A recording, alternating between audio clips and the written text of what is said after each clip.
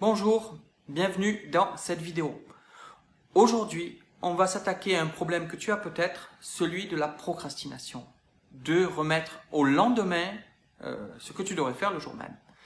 Ce problème de la procrastination, il te touche et il est important s'il te touche, comme il touche énormément de monde, parce qu'il t'empêche de réussir dans ta vie professionnelle, mais aussi dans ta vie privée. Bref, ce problème de procrastination est un problème qui va au-delà de l'organisation, au-delà du temps, au-delà de la fainéantise. C'est pas une question souvent de fainéantise, mais il y a une raison beaucoup plus profonde à la procrastination. On va pas s'intéresser ici. Ici, ce qu'on veut, c'est être efficace. On veut que tu puisses passer cette barrière le plus en douceur possible et le plus rapidement possible. Mais le problème de procrastination, en réalité, il a un problème. C'est un problème psychologique plus important. Par exemple, tu peux avoir peur de réussir et tu peux faire exprès, sans que tu t'en rendes compte, inconsciemment, de saboter ta réussite en ne faisant pas ce que tu as à faire pour réussir parce que tu as peur de réussir, parce que tu as peur de l'inconnu. Si je te dis ça, peut-être que tu te dis, c'est ridicule, j'aimerais bien réussir, mais en réalité, c'est ton inconscient. Par exemple, je te donne vite fait, pour pas s'éterniser là-dessus, on va chercher vite fait un exemple. Tu as un boulot tranquille. Aujourd'hui, tu as un boulot tranquille, qui t'apporte peut-être pas grand-chose, tu vois, qui t'apporte peut-être un petit revenu et tu en as marre d'avoir ce petit revenu, tu voudrais plus, tu voudrais par exemple, tu te dis j'aimerais voyager, j'aimerais être libre, j'aimerais avoir un plus gros revenu et donc ta logique froide va te dire j'ai telle compétence que je peux exploiter, je vais créer mon entreprise, je vais créer mon service sur telle plateforme, je vais créer mon entreprise et je vais me lancer. Et ça, ta logique froide, elle te dit que c'est ce qu'il faut que tu fasses. Ok? Mais peut-être que justement, au moment où tu dois créer ton service, où tu dois créer ton entreprise, mettre au point ce que tu veux faire, ou que tu dois faire ton business plan ou ton business model, ou quoi que ce soit, tu te surprends à chaque fois à le reporter, à te dire « Ah, j'ai encore pas pu le faire. Ah, j'ai pas le temps aujourd'hui. Ah, j'ai trop la flemme. Ah, je suis fatigué. Ah, j'ai mal à la tête. » Et à le reporter. Et pourtant, tu es foncièrement convaincu que c'est ce que tu dois faire quand tu es réfléchi en toute logique. Mais ton inconscient peut très bien interpréter ça tout à fait différemment. C'est-à-dire que pour ton inconscient, ta situation actuelle, ton boulot actuel, il est peut-être fatigant. Et tu gagnes peut-être pas assez ta vie, peut-être que tu supportes pas tes collègues, mais pour ton inconscient, il est une prison douce. C'est-à-dire que pour ton inconscient, il y a, même si tu es malheureux et que tu gagnes pas assez, etc., bien, ça lui fait moins peur de supporter cette douleur que de s'attaquer à l'inconnu. Le cerveau préfère le confort de la douleur à l'inconnu. Ça, il faut le savoir. C'est-à-dire que ton cerveau, ton inconscient, ne veut pas prendre de risques. Il veut que tu sois toujours le plus possible en sécurité, on va dire. C'est comme une étude qui a été faite sur les rats et qui montre que parmi des rats esclaves, des rats moyens, on va dire, et le rat roi, c'est-à-dire ils ont fait des expériences où ils font traverser des rats qui doivent aller chercher à manger le fromage et après de l'autre côté d'un espace d'eau. Et donc le roi, en fait le chef des rats, lui, il va jamais aller chercher le fromage, c'est toujours des esclaves qui vont le chercher pour lui. Les rats moyens, on va dire de milieu de gamme, vont de temps en temps chercher du fromage, et puis de temps en temps ils vont le voler aux esclaves, ou même justement attaquer les esclaves pour piquer piquer le fromage, pardon. Et les rats esclaves vont devoir à chaque fois aller chercher le fromage pour les autres, justement, d'abord pour le roi, on va dire. Je te schématise pour que ce soit un peu plus simple à expliquer. Pour les autres rats, etc. Et puis lui mangera au dernier moment, il ira chercher son fromage à la fin et il mangera tranquillement son fromage. Eh bien, malgré que tu pourrais te dire que sa situation est la pire, c'est celui tous les autres rats, ces rats esclaves sont ceux qui sont le moins stressés. parce qu'ils ne se posent pas de questions, ils n'ont pas un niveau à maintenir comme le roi, ils n'ont pas justement une position difficile entre les deux comme le milieu de gamme, on va dire. Et eux, ils savent très bien que leur place, ben voilà, c'est comme ça. Ils vont devoir aller chercher le fromage, l'emmener. Leur situation, elle n'est pas enviable, mais au moins, ils savent de quoi elle est faite. Il n'y a pas de surprise, il n'y a pas à se battre pour maintenir son niveau de vie. Tu comprends l'idée. C'est pour ces rats, c'est plus facile ainsi. Et donc, c'est moins stressé. Et donc, ton cerveau, il a un peu le même réflexe. Hein, je te dis pas qu'on est des rats, quoique, puisqu'on dit justement qu'on est dans la rat race, donc dans la course des rats pour maintenir métro, boulot, dodo, c'est la rat race. Parce que, voilà, pour être dans cette sécurité, eh bien, on fait un peu ça aussi. On n'est pas forcément heureux, mais malgré tout, c'est ce que notre cerveau pense aussi souvent que c'est le plus sûr, et de se dire, bon, mais j'aime pas ma journée, mais en attendant, c'est comme ça que ça se passe, c'est comme ça que je suis le plus rassuré sur mon sort.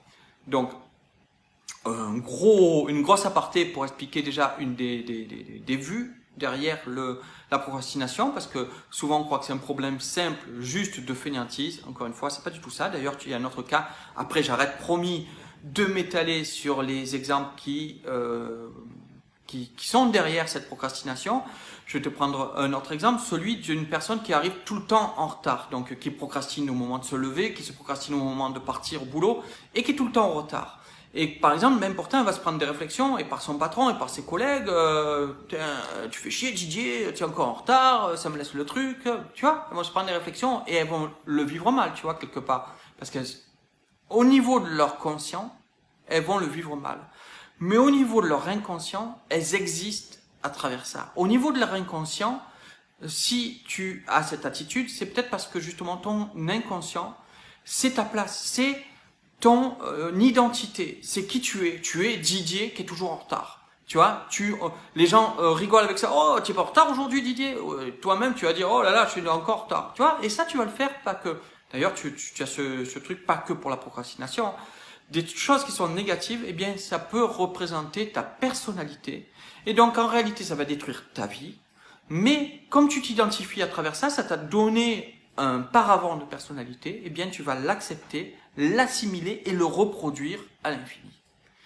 Donc, tu vois que c'est plus profond que ça et que il va falloir que tu, à chaque fois, consciemment, tu arrives à reprendre le contrôle sur ton inconscient qui te fait avoir les mauvais réflexes. Et pour ça, ça demande des routines un peu plus compliquées que celui qui est forcément pas un procrastinateur. Mais on va mettre en place ces routines ensemble si tu veux bien. Pour agir contre ta procrastination chronique, je voudrais que tu t'équipes d'un carnet, d'un bloc-notes, que ce soit un bloc-notes papier si tu préfères, ou d'un bloc-notes numérique sur ton ordinateur, sur ton téléphone, sur ta tablette. Quelque chose de dédié à ça, par exemple si c'est sur un bloc-notes numérique, un dossier dédié à ça. Et donc, chaque fois que tu te surprends à procrastiner, que tu te dis je dois faire ça mais voilà j'ai pas envie, ou j'ai autre chose à faire, ou je verrai demain, chaque fois que tu te surprends à procrastiner, je veux que tu prennes ton bloc-notes, que tu marques cette tâche, tu écrives donc, admettons, faire mon business plan, si tu dois monter une entreprise, ou remplir ma déclaration d'impôt, ou préparer tel projet, faire telle vidéo, j'en sais rien, n'importe quelle tâche que ce soit pour le boulot ou en personnel, une tâche que tu sais que tu devais la faire aujourd'hui et que tu n'as pas trop envie, entre guillemets, de la faire. Donc, je voudrais que tu notes, premièrement, qu'espères-tu en repoussant cette tâche? Deuxièmement, quel avantage y a-t-il à repousser à plus tard? Est-ce qu'il y a un avantage à repousser à plus tard? Est-ce que tu y gagnes quelque chose? Est-ce que ça te permet de faire quelque chose de plus important? Ou là, si c'est plus important, il faut toujours préférer l'importance à l'urgence. Mais si vraiment c'est plus important pour ta réussite, par exemple, de faire autre chose, il n'y a pas de problème, c'est pas de la procrastination, c'est un bon filtre. Mais justement, il faut que tu identifies si c'est le cas. Donc, quels avantages as-tu à repousser à plus tard? Quels avantages aurais-tu à le faire tout de suite plutôt que de repousser à plus tard? Quels avantages pourrais-tu trouver à le faire tout de suite? Quatrième point, comment vas-tu te sentir? Quel sentiment vas-tu avoir si tu repousses cette tâche, comment vas-tu te sentir émotionnellement d'avoir repoussé cette tâche quand tu vas y penser demain, après-demain ou le moment où tu te diras j'aurais dû faire cette tâche. Enfin, le dernier point, c'est quelle méthode, quelle façon de faire, quelle astuce pourrais-tu utiliser pour arriver à faire cette tâche maintenant plus facilement? Qu'est-ce que tu pourrais faire qui pourrait changer les choses?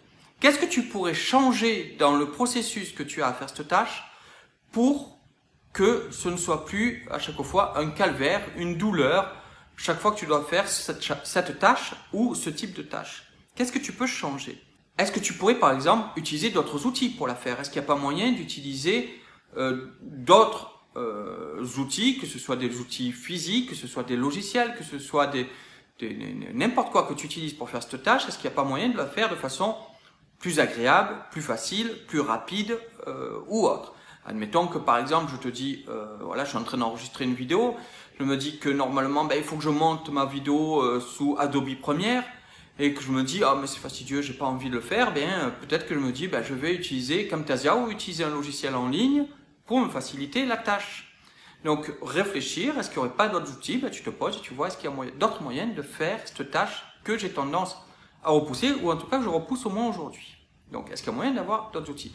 Est-ce que ça serait pas mieux aussi à un autre moment de la journée? Peut-être que justement tu te dis, admettons que ce que tu procrastines, c'est d'aller faire du sport, d'accord? Ce que tu procrastines, c'est d'aller faire du sport. Et tu t'es dit, j'ai pris la bonne résolution, je vais faire du sport tous les matins, je vais me lever à 7 heures du matin, je vais aller courir. Peut-être que tu n'y arrives pas à 7 heures du matin, malgré tous les bienfaits du Miracle Morning ou ce que tu veux, eh bien tu n'y arrives pas. Le matin, tu n'y arrives pas. Peut-être que tu peux le faire plus tard, plutôt que de te dire, ah, j'ai encore pas réussi, tant pis, on verra la semaine prochaine, et qu'au fur et à mesure tu le fasses plus, tu l'as fait une fois parce que c'était le début de l'année. Et puis voilà, et puis peut-être une deuxième fois une semaine après, et puis on n'en a plus entendu parler. Mais peut-être qu'il faut que tu le fasses à une autre heure, à un autre moment de la journée. Si c'est par exemple une action que tu dois faire une fois de la semaine, peut-être un autre jour de la semaine. Mais en tout cas, quelque chose de fixe que tu notes et tu expliques pourquoi ça serait mieux. Tu vois, tu t'expliques à toi-même pourquoi ça serait mieux à ce moment de la semaine. Ensuite, est-ce que tu peux utiliser une autre méthode pour le faire? On parlait d'outils, mais ça peut être aussi une autre méthode ou un autre endroit de la pièce, par exemple, une autre façon de faire. Admettons par exemple que tu te dises, je dois me mettre sur mon ordinateur, je dois écrire ceci, faire ceci. Et que tu te dis, ah mais j'en ai marre, j'ai mal au dos, j'étais toute la journée au travail déjà, et le soir j'arrive pas à me mettre sur l'ordinateur pour travailler sur ce projet-là. Eh bien peut-être que tu peux prendre ton ordinateur, si c'est un portable, et t'installer dans ton lit. Peut-être que tu peux t'installer dans un fauteuil avec une bonne tasse de thé et que ça sera plus agréable. Peut-être que tu peux utiliser d'autres méthodes, d'autres endroits de la pièce, d'autres façons de faire, encore une fois, un peu comme les autres outils, mais d'autres façons de faire. Essaye de réfléchir à ça. Note encore une fois et tu réfléchis et tu testes. D'accord? Tu testes le plus vite possible. Admettons que tu dises comme ça serait pas mal. Tu essayes de profiter de cette petite élan que te dit ah oui, comme ça serait peut-être pas mal, de dire allez, je vais essayer, j'y vais, je vais le faire. D'accord?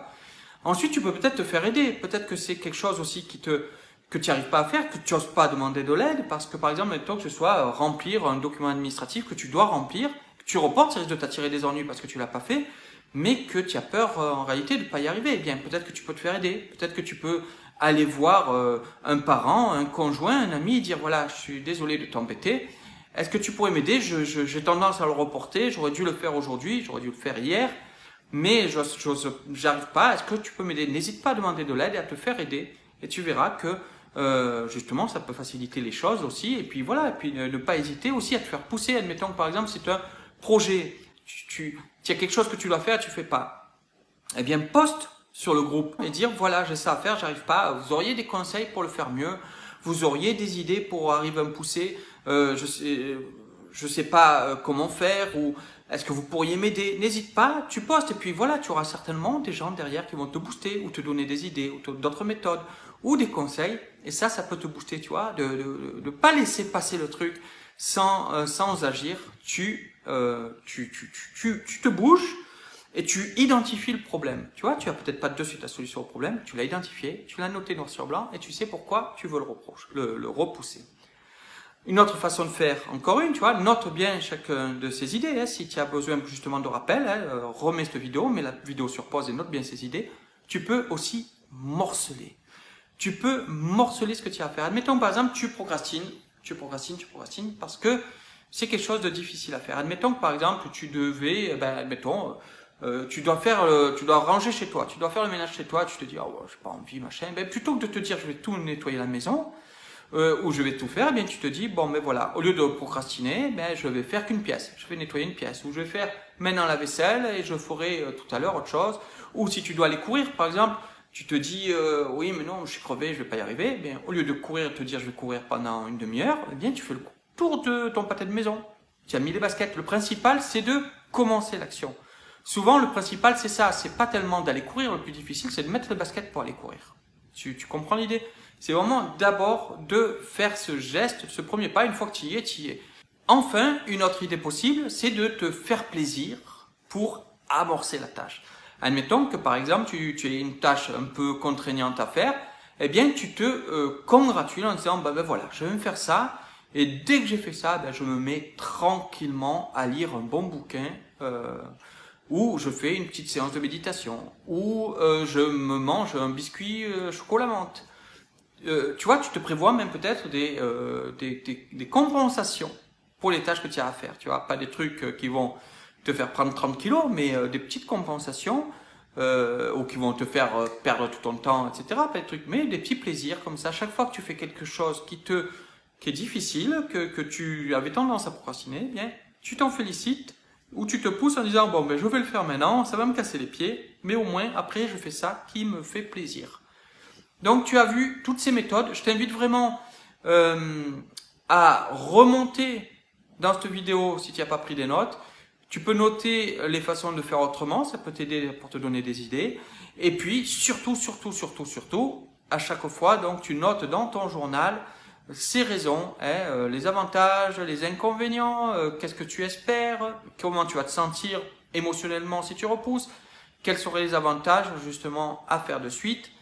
Et comment tu peux faire autrement. Donc, tu as ce journal chaque fois que tu vas pour procrastiner ou que tu constates ta procrastination, tu fais cette analyse sur toi-même parce que ainsi, ton conscient prendra le dessus sur ton inconscient et tu vas trouver les raisons qui poussent vraiment à agir et tu vas prendre le dessus et puis en plus, tu vas trouver des façons peut-être plus agréables de le faire et plus motivantes en tout cas. Donc vraiment, je t'invite à noter tout ça et à prendre cette routine du carnet anti-procrastination dès aujourd'hui, si tu es touché par ce mal moderne. À bientôt.